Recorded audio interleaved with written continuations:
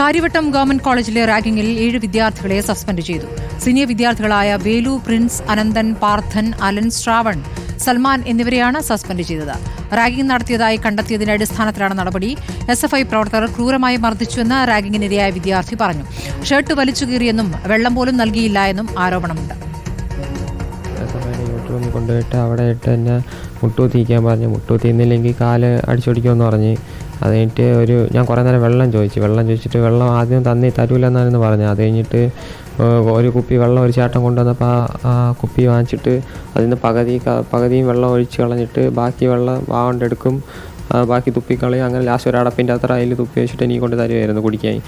അവിടെ വെച്ച് ഇപ്പം മകന് ഫോണിൽ കൂടി പറയാൻ പറ്റില്ല. ഫോണ് പിടിച്ച് മേടിച്ച് വെച്ച് ഫോണ് പിടിച്ച് മേടിച്ച് വെച്ച കാരണം എൻ്റെ അടുത്ത് വിവരങ്ങളൊന്നും ഞാൻ അറിഞ്ഞില്ല.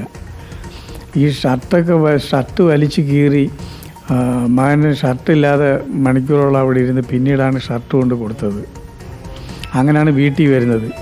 വീട്ടിൽ വരുമ്പോഴാണ് ഈ സംഭവം ഞാൻ അറിയുന്നത്. അന്നേരം ഉടനെ താലൂക്ക് ആശുപത്രി കൊണ്ടുപോയി. തല ഭയങ്കര വേദന, ശരീരം മൊത്തം വേദനയെന്ന് പറഞ്ഞു. സുനിഷ അയിലൂർ വിവരങ്ങളുമായി. സുനിഷ, ഇപ്പോൾ നടപടിയിലേക്ക് കടന്നിരിക്കുന്നു. വിദ്യാർത്ഥികളെ ഇപ്പോൾ സസ്പെൻഡ് ചെയ്തിരിക്കുന്നു. പക്ഷേ നേരത്തെ കുട്ടി പരാതി നൽകിയിട്ടും അധികൃതർ ആദ്യം അംഗീകരിച്ചില്ല എന്നാണോ മനസ്സിലാക്കേണ്ടത്? ഇത് എത്ര ദിവസം മുമ്പ് നടന്ന സംഭവമാണ്? ഈ സംഭവം നടക്കുന്നത് ഫെബ്രുവരി 6-ാം തീയതിയാണ്. അന്ന് തന്നെ വിദ്യാർത്ഥി ആന്റി റാഗിംഗ് കമ്മിറ്റിക്ക് മുന്നാകെ പരാതി നൽകുകയും ചെയ്തിരുന്നു. അതിന്റെ അടിസ്ഥാനത്തിലാണ് ആന്റി റാഗിംഗ് കമ്മിറ്റി അന്വേഷണം നടത്തുകയും ചെയ്തത്. ഈ അന്വേഷണത്തിലാണ് കൃത്യമായി റാഗിംഗ് നടന്നിട്ടുണ്ട് എന്ന് കണ്ടെത്തിയിരുന്നത്. അതിന്റെ CCTV ദൃശ്യങ്ങൾ ഒപ്പം തന്നെ സാക്ഷിമൊഴികളൊക്കെ തന്നെ പരിശോധിച്ചതിന് ശേഷമാണ് ആന്റി റാഗിംഗ് കമ്മിറ്റി റിപ്പോർട്ടിലേക്ക് എത്തുന്നത്.